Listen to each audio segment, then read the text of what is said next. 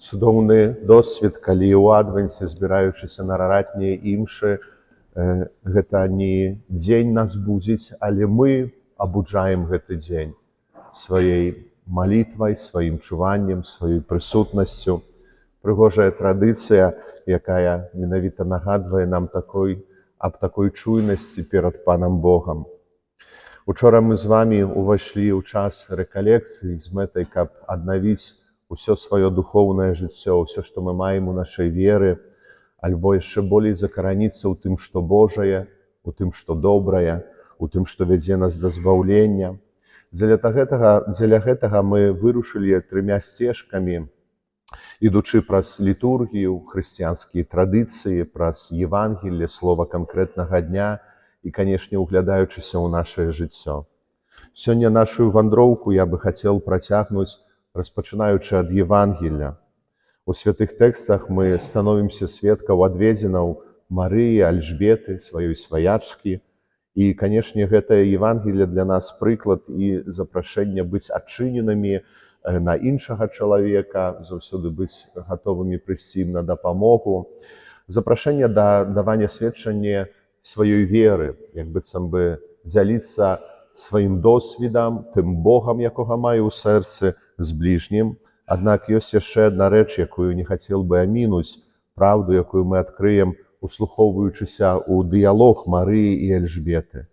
Нагадаю, што учорай мы пачулі, як арханёл звяртаецца да Марыі, кажучы «поўная ласкі», а сёння ад Альжбеты чуем, што яна благаслаўлёная, паўната благаслаўлення, бо паверыла, шчаслівая. Успамін пра паўнату ласкі і абфітасць Божага благаслаўлення адсылае нас да эдэмскага саду, да раю, калі перад Марыяй гэта Ева і Адам былі поўныя ласкі, нашыя прайцы, бо гэта яны радаваліся паўнатой Божай апекі, ягоным благаслаўленнем. Ім нават не патрэбна была вера, бо яны ведалі, што Бог ёсць, размаўлялі з ім тварам у твар, кніга быцця. І так сталася, што калі мы кажам пра беззаганнасць, паўнату ласкі, паўнату і абфітасць Божага благаслаўлення, то пераважна ўзгадваем Панну Марыю, але калі ўзгадваем Еву, то думаем пра грэх, пра непаслухмянасць, пра тое, што мы ўтрацілі. Але і Марыя, і Ева былі поўныя ласкі. Ева да моманту пакуль не саграшыла. Справа ў тым, што гэтыя 2 жанчыны, 2 асобы, маючы аднолькавы дар, Марыя паверыла і даверылася Богу, а Ева зрабіла па-свойму. Бачыце розніцу паміж чалавекам веруючым і няверуючым. Яшчэ аніводная малітва не была прачытана, ані на адным набажэнстве мы не прыйшлі. Яшчэ аніводнага добрага ўчынку не зрабілі, але паверылі ў Бога і ўжо атрымалі адпаведны напрамак у сваім жыцці. Напрамак, які не давядзе нас да крызісу і катастрофы. Але маючы ў сабе здольнасць і да малітвы, і да добрых учынкаў, і да не ведаю чаго яшчэ, каб ратаваць увесь свет, дапамагаць усім, каго сустрэнем, не маючы даверу да Бога, змарнуем гэты час, змарнуем сваё жыццё. У гісторыі чалавецтва было шмат ідэалогій, якія прабавалі пабудаваць рай на зямлі з адной толькі агаворкай, што гэта будзе рай без Бога. І такі рай на зямлі без Бога, без Божых запаведзяў, без хрысціянскай традыцыі заканчваўся пеклам. Бог, які стварае ўсё добрае, кніга быцця, дае чалавеку ўладу панаваць над гэтым, кажучы, каб толькі не спажываць пладоў з дрэва пазнання добра і зла, і у гэтай абфітасці благаслаўлення Адам і Ева робяць па-свойму, паддаючыся спакусе, і губляюць гэты рай, гэтую спадчыну, якую Бог ім заставіў. На жаль, наступствы выбару нашых прайцоў як рана, інакш не назавеш, лажацца на кожнага з нас, і добра ведаем гэта як першародны грэх. Калі мы яшчэ, прыходзячы на свет, увогуле нават слова не сказалі, але ўжо маем у сваім сэрцы гэтую схільнасць да зла. Гэтая рана першароднага граху добра можна параўняць да гравітацыі, да зямнога прыцяжэння. Колькі разоў я бы не апускал гэтую папку, ведаеце, ніколі яна ўгору не паляціць. І гэта не дзіўна для нас і нармальна. Дык вось, кожны з нас у сабе носіць такую духоўную гравітацыю. Калі лягчэй нам грашыць, чым не грашыць. І я не кажу толькі пра вас, шаноўныя, але пра ўсіх нас. Калі мы не любім, калі хтосьці грашыць супраць нас крыўдзіць, мы нават самі грашыць не любім, но нераз адчуваем сабе, крыху, но не ў сваёй талерцы. Шукаем магчымасці споведзі, шукаем пазбавіцца гэтага граху. Але нават калі і мы не грашым, і супраць нас не грашаць, а мы нават толькі чуем, што хтосьці кагосьці пакрыўдзіў, забіў, нейкія крызісы, і так абураемся, як так можна? Спавядаемся, робім пастановы, і нягледзячы на гэта, што маем нераз такую моцную алергію на грэх, на тое, што зло, нераз з тых самых грахоў увесь час і спавядаемся і трафляем у тыя самыя каляіны. У біблійную гісторыю упадку чалавека ў раі ўпісана не толькі выгнанне чалавека, не як кара Божая, але наступства выбару чалавека. Ты захацеў зрабіць так, цяпер прымі тое, што за тваім выбарам ідзе. Але ёсць абяцанне прыйсці панны, якая знішчыць зло, якая дапаможа людзям адбудаваць гэту камунію з Богам. І некалькі тысячагоддзяў перад нараджэннем панны Марыі не ведалі, што гэта за асоба, што гэта за панна, што гэта за жанчына, прыпісваючы гэтай постаці, можа, Божую мудрасць, Божы провід, што Бог неяк там зробіць. Адначасова гэта была першая добрая навіна, якую пачулі людзі, саграшыўшы. Перад тым, як мы адкрылі старонкі Евангелія, то Евангеліем, добрай весткай для Адама і Евы было то, што так, губляеце рай, так, губляеце лучнасць з Богам, але прыйдзе момант, калі вернецеся. Прыйдзе момант, калі знову будзем усе разам. А ў нашу гісторыю жыцця упісаны не толькі грэх, але бачым уже і сакрамент споведзі.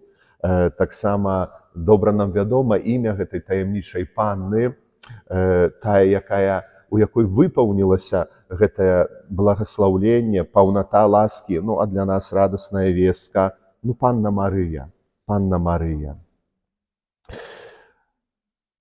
А гэтым асаблівым месцам, дзе, па прыкладу Багародзіцы, мы можам атрымліваць не толькі паўнату благаслаўлення і ласкі, але вяртацца у гэтую камунію, лучнасць з Богам, канешне, з'яўляецца сакрамент споведзі, канешне, з'яўляецца наша літургія.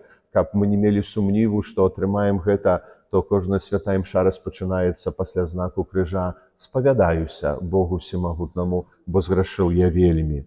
Гэта тое асаблівае месца, дзе мы пакідаем тое, з чым не павінны мы жыць, тое, што не павінна было стацца ў нашым жыцці. І калі лёгка нам праўду пра грэх прыняць інтэлектам, нашым розумам, бо кажам, усе мы грэшныя, часы такія, усе мы грэшныя, то крыху цяжэй нам прыняць праўду пра сваю асабістую грэшнасць, што не ўсе мы, але я канкрэтна грэшны чалавек. І падчас акту пакуты б'емся ў грудзі свае, што мая віна, а не твая віна, што я завініў перад табой, Пані Божа. Паглядзіце, ключом да таго, каб вярнуцца тут, на зямлі, да гэтай поўні ласкі, з'яўляецца пакора. Пакора, якая адчыняе сэрца Пана Бога. Канкрэтныя прыклады таго, як можам злучыць і перажыць сваю грэшнасць, сваё навяртанне, менавіта ідучы сцежкай пакоры, бачым у манаскім жыцці. Ёсць сёстры, якія, як у нашай парафіі, працуюць з людзьмі, з дзецьмі, але ёсць сёстры так званыя зачыненыя, кантэмпляцыйныя, якія ўсё жыццё ў кляштары, нідзе не выходзяць, моляцца і працуюць. Дык вось да такіх сясцёр прыязджае святар з паслугай і з паслугай сакраментальнай споведзі раз на 2 тыдні. І цікава, што гэтая споведь сясцёр заканчваецца тым, што, атрымаўшы адпушчэнне грахоў, яны кажуць: «Шаноўны ойча, то праз 2 тыдні знову вас чакаем, знову будзем спавядацца». Ці гэта інфантыльнасць веры, ці гэта несур'ёзны падыход да Пана Бога, што вось толькі мне адпусцілі грахі, а я як быццам бы, ну не я, сёстры, маюць намер знову грашыць і кажуць: «Ну то за 2 тыдні прыязджайце». Ну абсалютна гэта не пра інфантыльнасць, а гэта пра тое, як рэальна яны глядзяць на сваё жыццё, як пакорна яны глядзяць на сваё жыццё, што ведаю, што ў пэўным моманце буду патрабаваць святара. Таму добра, калі ў гэтым часе вы сабе дадзіце гэты час і тэрмін на споведь, хоць з таго, што бачу, у вашай парафіі па-сапраўднаму маеце такую добрую інтуіцыю таго, калі трэба маліцца, трэба спавядацца, трымацца гэтых рэчаў.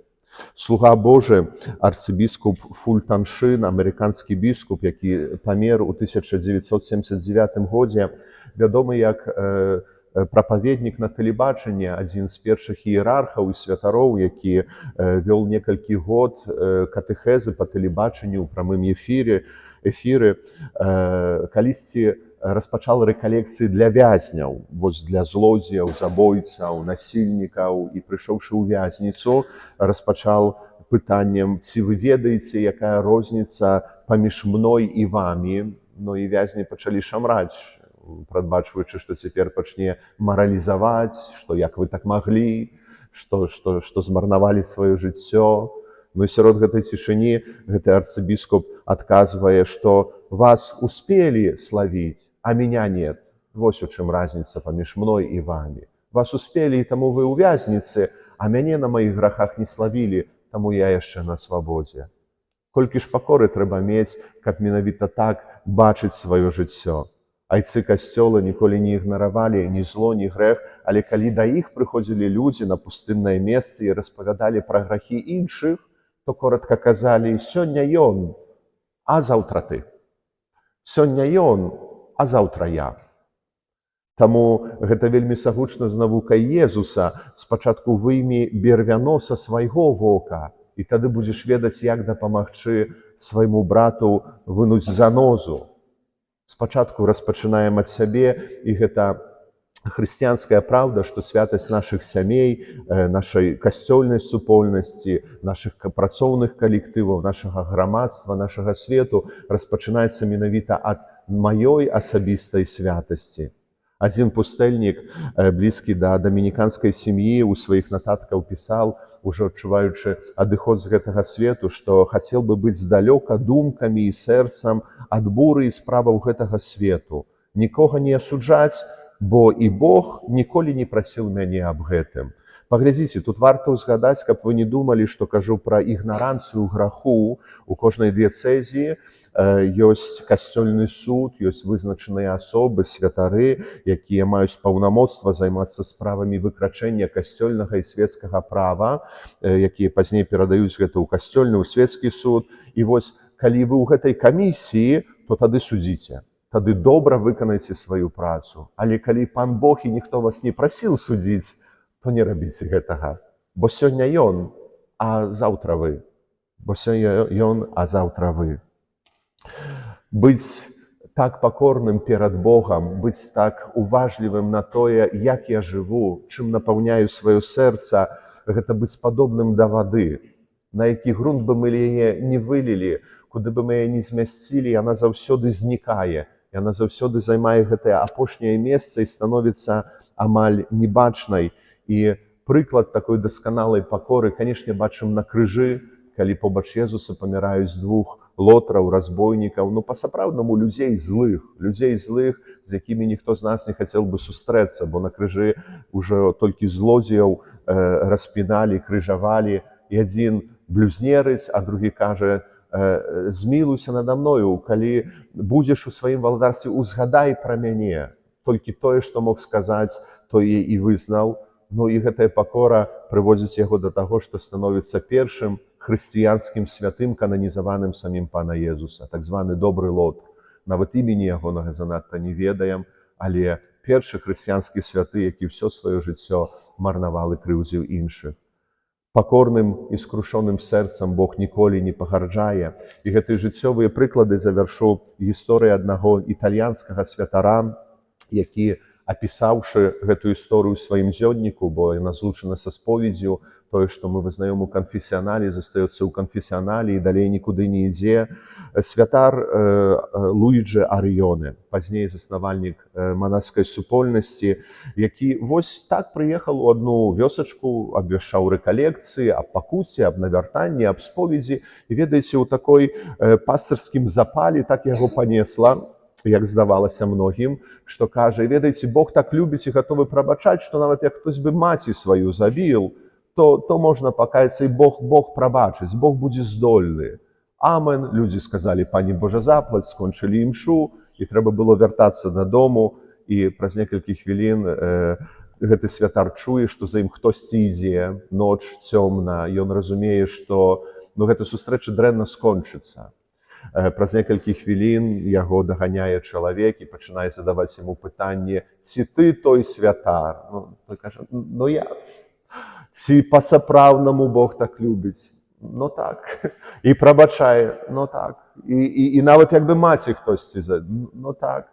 Так гэта я. Хто ты? Я той, хто забіў сваю маці. Не ведаем імені гэтага чалавека, усё гэта акутана гісторыяй таямніца, гісторыя акутана таямніцай споведзі, але закончылася навяртаннем, разграшэннем, і пазней, як паточыліся лёсы гэтага чалавека, не ведаем, але відавочна гэта быў момант навяртання, момант, калі чалавек не захацеў, упаўшы ў страшны грэх, застацца ў ім. І бачым, як Бог вядзе і дзейнічае у гісторыі кожнага чалавека, пачынаючы ад Адама і Евы, і мільёны гісторый людзей асабістых, якіх мы нават ніколі не даведваемся, асабістых навяртанняў, асабістай ласкі, таго моманту, калі мы кажам, што я так жыць болей не буду, я так жыць болей не хачу. Грэкі гэтае жаданне сэрца, змены кірунку жыцця назвалі навяртаннем, метанояй. І бяда нам не тады, калі мы памыляемся і грашым, бо гэта, на жаль, упісана ў гісторыю кожнага з нас, але тады, калі мы па нейкім прычынам свядома, добровольна, цынічна згаджаемся на грэх, радуемся яму, упісваем яго ў свае планы, ў свае намеры.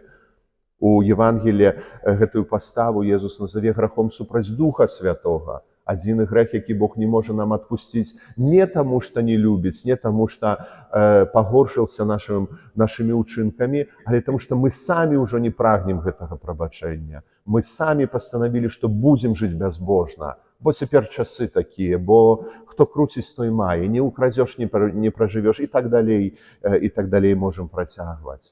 Цынічнае разлічэнне Пана Бога з таго, што я буду рабіць, а што не буду рабіць. Вось гэта вялікая небяспека духоўнага жыцця. Ёсць такі жарт напрыканцы ўжо гэтай першай ранішняй канферэнцыі, што на статку карабель, шмат персаналу, святар, кожны дзень імша, і ў пэўным моманце прыходзяць матросы і кажуць: шаноўны ойча, тут у нас капітан, вось ён кожны дзень на імшы, але калі выйдзе пасля літургіі, так блюзнерыць на нас арэ, так крычыць, так проста нас зневажае. Як гэта магчыма? Ці ён веруючы в агуле? Чаму ён ходзі на гэтыя імшы? Што ён там робіць? Як так магчыма? І ксёндз скажа: слухайце, то уявіце сябе, што бы было, як бы ён на гэтыя імшы не хадзіў. І гэта праўда пра кожнага з нас. Вось толькі не трэба уяўляць, што будзе з намі, калі ў гэтай нашай грэшнасці мы яшчэ пакінем літургію, мы яшчэ пакінем сакраменты, паглядзім, як там справімся. Вось такіх эксперыментаў не трэба рабіць. Псіхалагічны погляд на чалавека, на тое, што нераз мы так, а не іначай робім, кажа, што шмат залежыць ад нашага характару. Гэта тое, што мы атрымалі як гены, ад нас абсалютна не залежыць, шмат залежыць ад выхавання нашых бацькоў, таксама не шмат маем уплыву на гэта. І, канешне, трэцяе, гэта тое, што з усім гэтым мы зробім самі. Вось, таму так і кажуць, што ну, мой дзед піў, бацька піў, і я буду піць. Но такія гены, такія гены. Пацвярджэнне гэтага абсалютна не выдуманыя рэальныя гісторыі многіх сямей, людзі, якія плануюць узяць, напрыклад, дзіцятка з дзіцячага дому, адкрыта прыходзяць і раяцца. І я кажу, а ў чым праблема, у чым што за пытанне? Кажуць, ну мы баімся, ну бо не ведаем, што за гены, не ведаем, каго мы возьмем. Дык вось, погляд веры на той жа наш характар, на гісторыю нашага жыцця, што акрамя тых рэчаў, якія нам не падуладныя, мы маем яшчэ праўду пра першародны грэх, смутную праўду, але ведаем, на чым стаім. Мы маем выхаванне нашых бацькоў і гены ад гэтага, гэта ад нас не залежыць. Маем духоўную гісторыю нашых бацькоў, але таксама тое, што мы зробім, і гэтая карціна завяршаецца яшчэ ласкай Пана Бога, якую Ён нам дае. Паглядзіце, без веры маем віну, пракляцце і турму, адказ за свае грахі, за свае праступства, за тое, чым мы зграшылі. З Богам маем благаслаўлёную віну. Гэта тэрмін узяты з пасхальнай літургіі падчас абвяшчэння Пасхі, калі ўзгадваецца тое, аб чым мы цяпер казалі, грэх Адама, і называецца гэты грэх, ну, трагедыя, катастрофа, утрацілі рай. Благаслаўлёнай віной, бо чалавецтва пасля гэтага граху у паўнаце часу атрымала Божага Сына. Тое, што бы не сталася, калі б гэтай віны не было. Калі без Бога перажываем сваю грэшнасць, жыццё, ну, то гэта пракляцце і зло, і віна. Калі з Богам, то найгоршае зло становіцца нашым благаслаўленнем. Таму найлепшае, што кожны з нас можа зрабіць у гэтым часе адвенце, гэта паклапаціцца праз сваё асабістае навяртанне, смену кірунку свайго жыцця, ідучы у той паўнаце і абфітасці благаслаўлення, якую можам мець толькі ў Пану Богу. Амен.